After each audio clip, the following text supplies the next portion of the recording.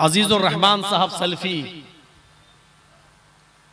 आज मेरे पास फोन आया उनके घर वालों का, उनके बच्चों का, कि उनकी तबीयत बहुत ज्यादा खराब है, बोल नहीं पा रहे हैं। आज मैंने देखा जो सबसे पहले मुझे कटियार लेके आए, जिन्होंने मेरे प्रोग्राम की यहाँ शुरुआत कराई, फिर वो हमारे इटावा भी आए, हमारे बच्चे और फैमिली उनके घर आई।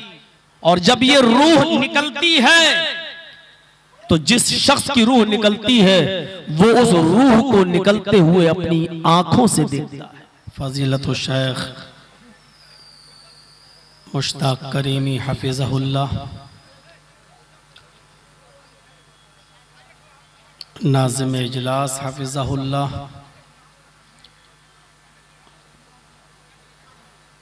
स्टेज पर बैठे हुए दीगर मुअक्कर उलमाए किराम, इस इलाके के बावकार अहबाब,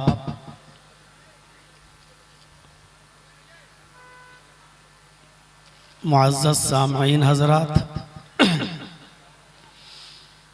पर्दा नशीन इस्लामी ख्वातीन, प्यारी माँ और बहनों, कौमों मिल्लत के लायकवर नौजवानों, मुस्तक़बिल के होनहार अजीज़ बच्चों,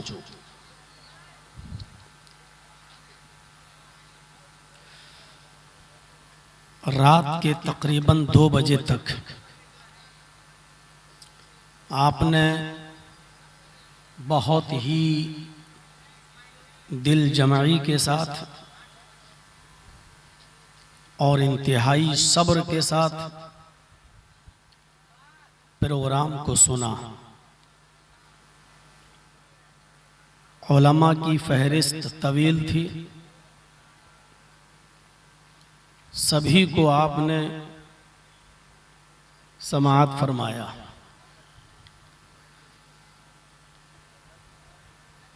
उलमा ने, खुतबा ने अपने मखसूस लबो लहजे में मुख्तलिफ अनावीन पर आपके सामने किताब व सुन्नत की बातें रखी। इस इजलास का मकसद एक मस्जिद की तामीर और तौसी के लिए आपसे ताउन भी मतलूब है। अल्लाह से दुआ है कि इलाहुल आलमीन जिन खुतबा ने, जिन मुकर्रिरीन ने किताब व सुन्नत पर मबनी जो बातें कही हैं और कही जा रही हैं, अल्लाह रब्बुल आलमीन कहने वालों को भी और सुनने वालों को भी उस पर अमल करने की पूरी पूरी तौफीक अता फरमाए। जिस मकसद के तहत ये प्रोग्राम यहाँ रखा गया है, अल्लाह रब्बुल आलमीन उस मकसद में भी कामयाबी अता फरमाए। इस वक्त हमारे मुल्क के और उससे भी ज़्यादा इस दुनिया के जो हालात हमारे और आपके सामने हैं वो किसी से छिपे हुए नहीं हैं।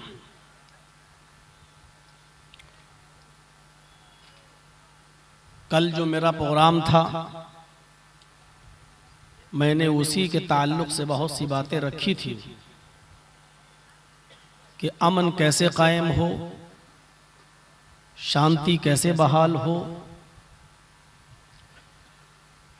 शरीयत ने अमन को बहाल करने के लिए कौन से ज़राए बतलाए हैं और कौन से तरीक़े बतलाए हैं, आप यूट्यूब चैनल पर कल की वो तकरीर सुन सकते हैं।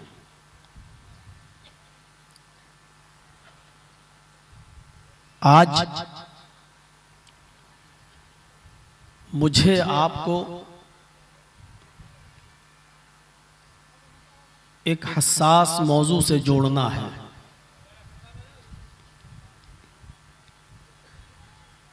असल में जब हम एक हकीकत को फरामोश कर देते हैं और जो हकीकत सबसे बड़ी हकीकत हो, जिसका इनकार आपका विरोधी और आपका मुखालिफ भी ना कर सकता हो, जब हम ऐसी चीज को भूल जाते हैं या उससे गाफिल हो जाते हैं तो फिर जराइम का इर्तिकाब करने में हम पीछे नहीं रह पाते हैं। और वो सबसे बड़ी हकीकत क्या है? वो सबसे बड़ी हकीकत है मौत।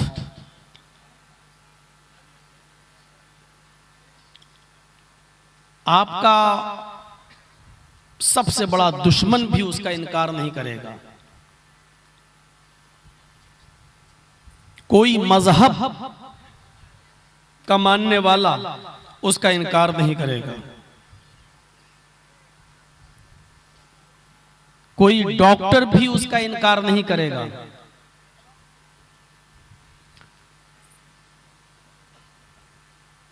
अल्लाह का इनकार बहुत सी कौमें करती हैं और कम्युनिस्टों का तो ये मिजाज है, वो कहते हैं कि अल्लाह नाम की कोई चीज है ही नहीं, ये दुनिया का निजाम ऐसे ही चलता है और चलता रहेगा। लोग आते हैं, पैदा होते हैं और पैदा होते रहेंगे, मरते रहेंगे।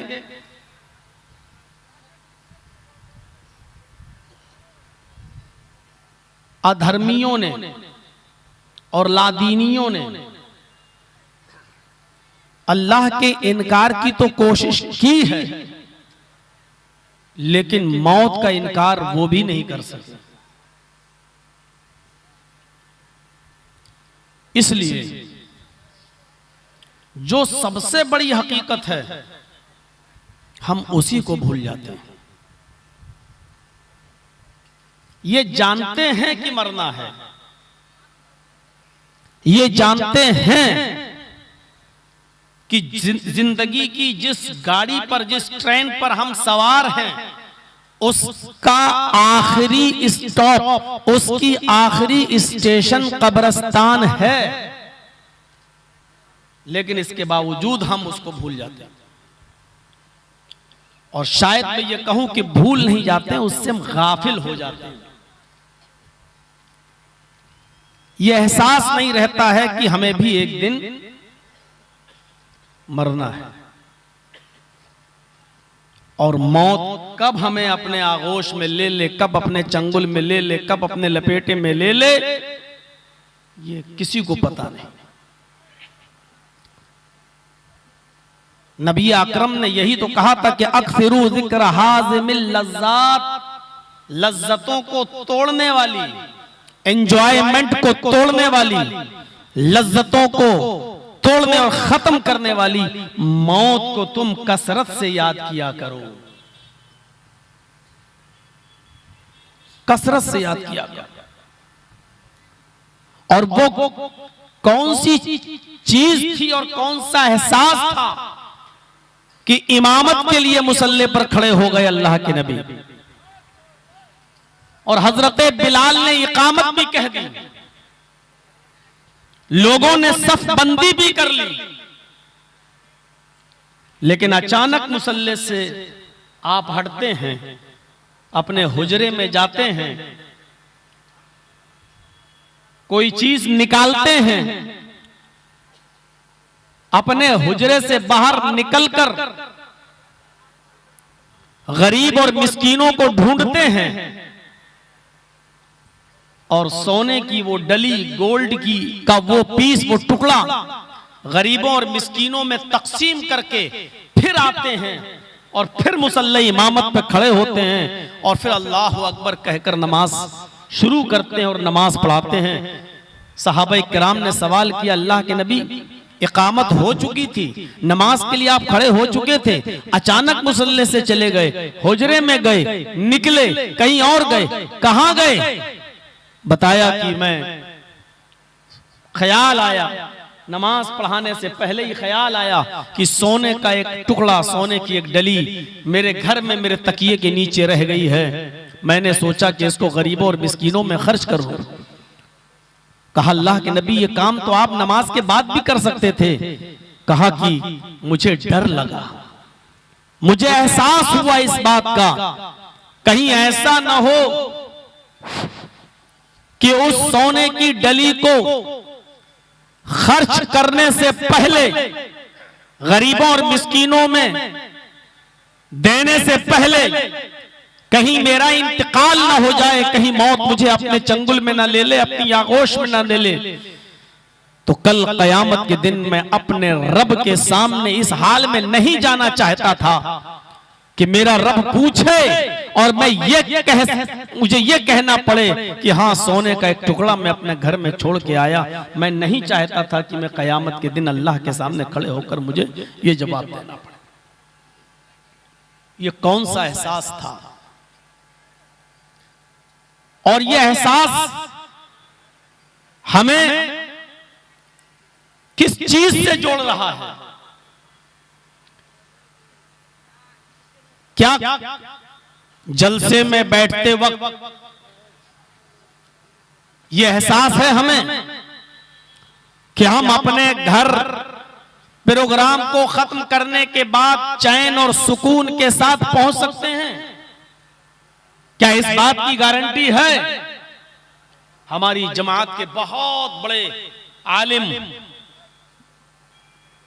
डॉक्टर रज़ाउल्लाह मोहम्मद इदरीस सलफी, आज उनके नाम के आगे रहमतुल्लाह अलैह लगाना पड़ता है।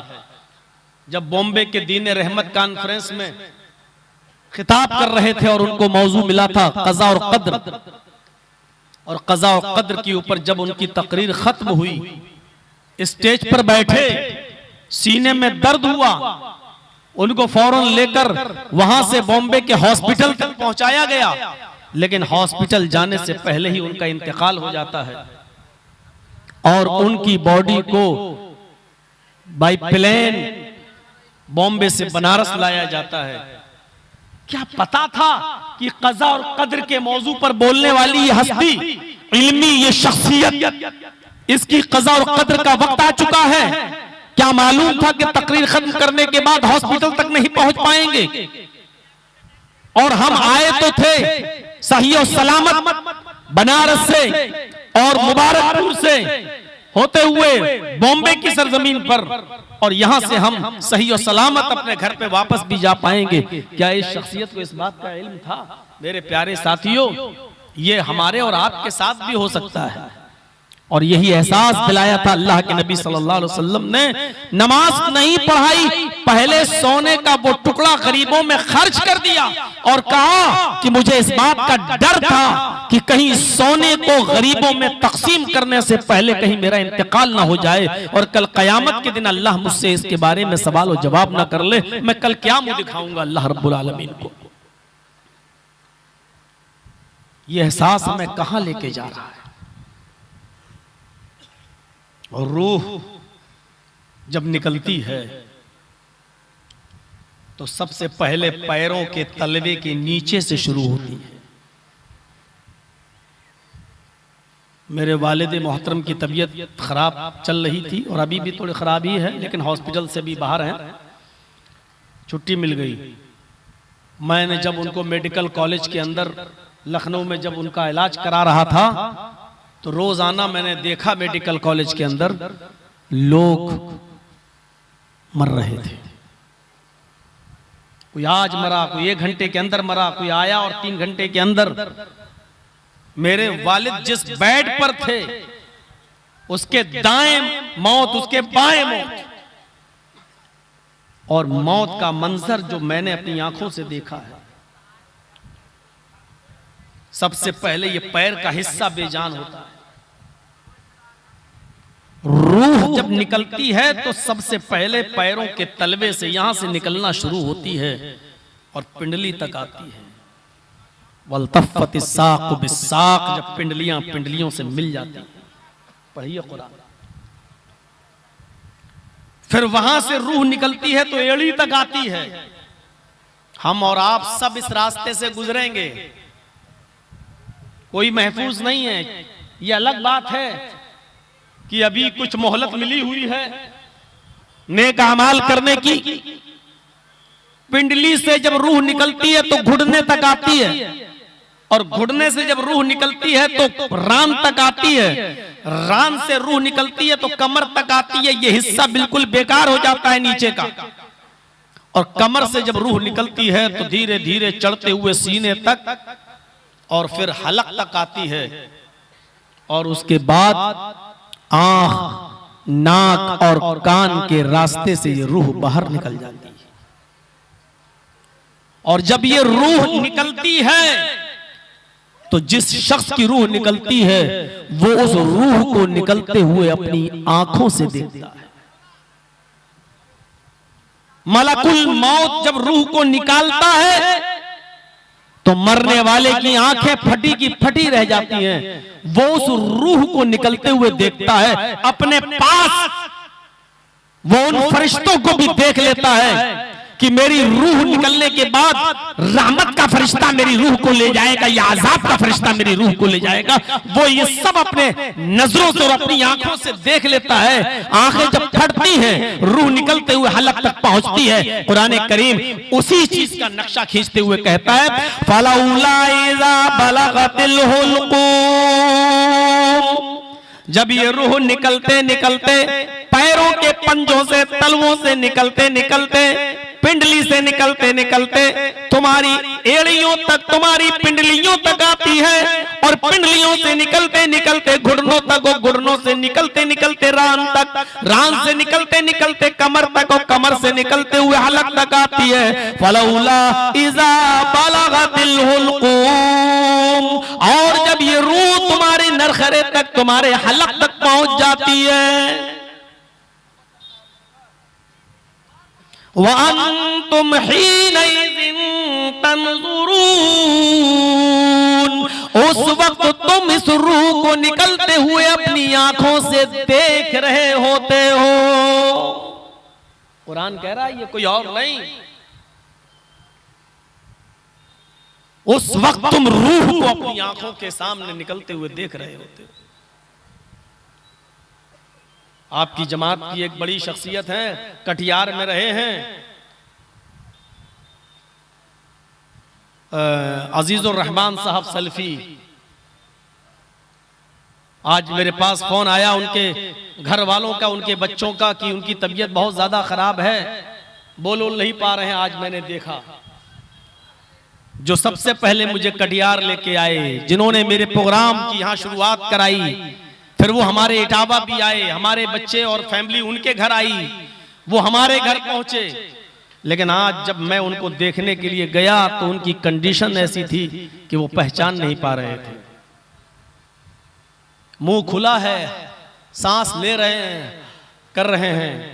मैंने 2-3 मर्तबा सलाम किया, आंखें ऐसे ऐसे उन्होंने चलाई, लेकिन न बोल पाए न जवाब दे पाए। डॉक्टरों ने भी कह दिया कि घर ले जाइए, खिदमत कीजिए, दुआ कीजिए अल्लाह रब्बुल आलमीन उनको शिफाए कामला और आजला अता फरमाए, उनके साथ रहम का मामला फरमाए। सोचिए, जो कल उंगली पकड़ के मुझे लेके चलता था कटिहार के जलसों में, आज वो अपने आप अपनी गलाजत, अपनी लैट्रीन, अपना पेशाब, अपना पैखाना भी साफ करने की पोजीशन में नहीं। जिंदगी कैसे कैसे इम्तिहान लेती है और हमें किस मोड़ पे लाती है, कौन सोचता था। कुरान की इस आयत पर गौर कीजिए, फलौला इज़ा बलगतिल हुल्कूम, जब ये रूह तुम्हारे नरखरे तक पहुंच जाती है, तुम्हारे हलक तक पहुंच जाती है, नीचे से निकलते हुए ऊपर तक आ जाती है। वअन्तुम हीनइज़िन तंज़ुरून, उस वक्त तुम अपनी आंखों से देख रहे होते हो। वनहनु अक़रबु इलैहि मिनकुम वलाकिन ला तुबसिरून, उस वक्त अल्लाह कह रहा है मैं सबसे ज्यादा सबसे ज्यादा अगर तुम्हारे करीब कोई होता है तो हम होते हैं। व नहनु अक़रबु इलैहि मिनकुम, उस वक्त सबसे ज्यादा अगर तुम्हारे करीब कोई होता है तो हम होते हैं। तुम्हारा बाप करीब नहीं होता है, तुम्हारी बीवी तुम्हारे करीब नहीं होती है, तुम्हारे यार दोस्त तुम्हारे करीब नहीं होते, अगरचे वो वहां बैठे हुए हैं, अगरचे वो चम्मच से तुम्हें पानी पिला रहे हैं, अगरचे वो अपने कपड़े से तुम्हारा पसीना साफ कर रहे हैं, अगरचे वो तुम्हारी खिदमत कर रहे हैं, लेकिन अल्लाह कह रहा है व नहनु अक़रबु इलैहि मिनकुम, उस वक्त सबसे ज्यादा करीब अगर उस मरने वाले के अगर कोई सबसे ज्यादा करीब होता तो हम होते हैं। वलाकिन तुबसिरून, लेकिन तुम्हारी आंखों में इतनी सकत और ताकत और पावर नहीं कि तुम मुझे देख सको। वलाकिन ला तुबसिरून, तुम्हारी आंखें मुझे नहीं देख पाती हैं, तुम हमें नहीं देख सकते। इसके बाद अल्लाह ने चैलेंज किया है, बड़ी से बड़ी ताकतों को, बड़े से बड़े सुपर पावर को, सबको अल्लाह ने चैलेंज किया है। फलौला इन कुंतुम गैर मदीनीन, अगर तुम्हारे ऊपर कोई सुपर पावर नहीं है, अगर तुम्हारे ऊपर कोई मालिक नहीं है, अगर तुम किसी के मातहत नहीं हो, अगर तुम सबसे बड़ी पावर में हो, सबसे बड़े ताकतवर हो और तुम्हारे ऊपर कोई बड़ी ताकत नहीं है, तरजिऊनहा इन कुंतुम सादिकीन, तो जो रूह निकाल रहा है फरिश्ता मलकुल मौत, उससे वो रूह छीन क्यों नहीं लेते हो? उससे वो रूह छीन कर तुम अपने अंदर वापस क्यों नहीं लौटा लेते हो? अगर तुम्हारे ऊपर कोई हुकूमत नहीं कर रहा है, तुम्हारे ऊपर कोई बड़ी जात की हुकूमत नहीं है, तुम्हारे ऊपर अगर किसी की ताकत नहीं है, तुम बहुत बड़े पावरफुल हो, तुम सबसे ऊंचे हो, तुमसे ऊंचा कोई नहीं है, तुम ये समझते हो कि मैं बहुत शक्तिशाली हूं, तो तुम उस रूह को लौटा कर अपने अंदर वापस क्यों नहीं कर लेते हो? फिर से जिंदगी क्यों नहीं हासिल कर लेते हो? उस रूह को वापस लेकर अपने अंदर क्यों नहीं डाल लेते हो? इन कुंतुम सादिकीन, अगर तुम सच्चे हो तो ऐसा करके दिखाओ। इसका मतलब यह है कि तुम ताकतवर नहीं हो, तुम्हारे ऊपर भी किसी की हुकूमत है और उसी का नाम है अल्लाह। वही है इस नीले जगत का स्वामी, वही है क्रिएटर ऑफ यूनिवर्स, वही है खालिक के कायनात, वही है मालिक के अर्ज़ व समा, वही है अला कुल्ल शैइन कदीर, जिससे बड़ी कोई जात है ही नहीं। और वो कौन है जो रूह को छीन सके और अपने अंदर वापस कर सके और डाल सके? अगर तुम किसी के जेरे तहत नहीं हो, मातहत नहीं हो, पावरफुल हो, तो उस रूह को लौटा कर अपने अंदर डाल के देखो। मेरे प्यारे साथियों, यहां से हम एहसास पैदा कर, देख लीजिए जाने लेना कितना आसान है। फिलिस्तीन में देख लीजिए, इजराइल और फिलिस्तीन की जंग देख लीजिए, एक बाप कितनी मेहनत और मशक्कत के साथ अपनी औलाद की परवरिश करता है, कितने मरहलों से गुजरता है। एक माँ कितने महीने अपनी औलाद को, अपने बच्चे को पेट में रखती है, कितने मराहिल से गुजरने के बाद फिर वो उसको जन्म देती है, कितनी मुश्किल से पाल पोस कर बड़ा करती है, और उसको ऐसा पालने और पोसने में कितनी कुर्बानियां देना पड़ती हैं, कितनी मेहनतें करना पड़ती हैं, और कितना सब कुछ लुटाना पड़ता है। लेकिन बड़ी आसानी के साथ एक छोटा सा बम फेंक दो और लाशों के अंबार लगा दो।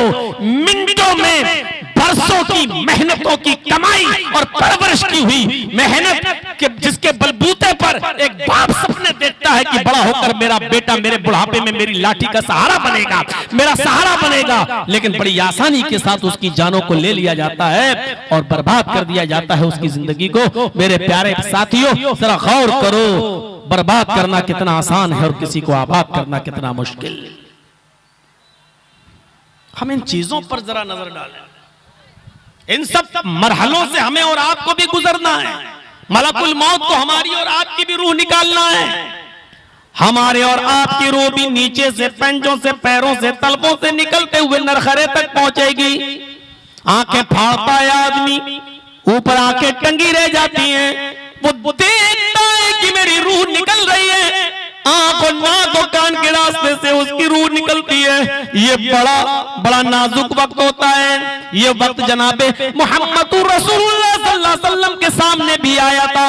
इंतकाल से थोड़ी देर पहले आपका हाल ये था, फजर की नमाज के बाद, जोहर की नमाज से पहले मेरे भाइयों आप पानी के प्याले में अपना हाथ डालते जाते थे और पानी के छींटे अपने जिस्म पर मलते जाते थे और कहते जाते थे इन्ना लिल मौति सकरात, इन्ना लिल मौति सकरात, इन्ना लिल मौति सकरात। मौत के लिए बड़ी बेचैनियां हैं, मौत के लिए बड़ी तकलीफें, मौत के लिए बड़ी परेशानियां हैं। हजरत फातिमा ने जब अपने बाप को ये चीखते हुए देखा कि इन्ना लिल मौति सकरात, मौत के लिए बड़ी बेचैनियां हैं, तो वो भी चीख पड़ी वाह कर बाबा तो, हाय मेरे अब्बू की तकलीफ, हाय मेरे अब्बू की परेशानी, हाय मेरे अब्बू की तकलीफ।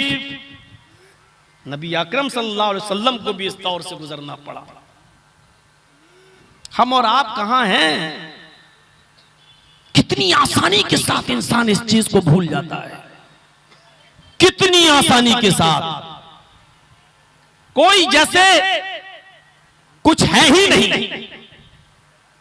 रोजाना हम मिट्टी देते हैं, रोजाना कब्रिस्तान जाते हैं, नहीं जाते तो गुजरते हैं कब्रिस्तान के पास से, हम देखते हैं मेरे भाइयों मिट्टी भी देते हैं, लेकिन एहसास नहीं होता है कि हमारा असल घर यही है, हमें इसी जगह पर आना है। अरे हमसे और आपसे तो लाख गुना बेहतर वो सिकंदर बादशाह था जो 6 महीने हुकूमत किया करता था और 6 महीने जंगल में टूटी और फूटी हुई कब्र के पास बैठकर हड्डियों को उठाकर रोता था और कहता था अरे हड्डियों कल तुम मेरे जैसी थी और कल मैं तुम्हारे जैसा हो जाऊंगा, आए हड्डियों कल तुम मेरी तरह थी और कल मैं तुम्हारे जैसा हो जाऊंगा, आए हड्डियों कल तुम मेरे जैसे थी और कल मैं तुम्हारे जैसा हो जाऊंगा। वो ये कहकर अपनी मौत को याद किया करता था। जब 6 महीने वो हुकूमत करता था तो उसके बाद वो 6 महीने जंगल में भी रहता था और कहता था हुकूमत में हमने बड़े ऐशो आराम किए हैं, बड़े आराम से हमने जिंदगी गुजारी है, अब इसको हम कैसे याद करें, इसको हम कैसे फरामोश करें। फिर वो जंगल में जाता था और जंगल में जाकर वो अपनी मौत को याद किया करता था। उन हड्डियों को देखकर कहता था अरे हड्डियों कल तुम मेरी तरह थी और कल मैं तुम्हारे जैसा हो जाऊंगा, अरे हड्डियों कल तुम्हारा हाल वो था जो आज मेरा है और कल मेरा वो हाल हो जाएगा जो आज तुम्हारा है, अरे हड्डियों कल तुम मेरी तरह थी और कल मैं तुम्हारी तरह हो जाऊंगा। ये कह कर वो अपनी मौत को याद किया करता था ताकि जब कल हम फिर खिलाफत की कुर्सी पर बैठे हुकूमत चलाएं तो कम से कम हम लोगों के सामने आदल कर सकें और इंसाफ कर सकें।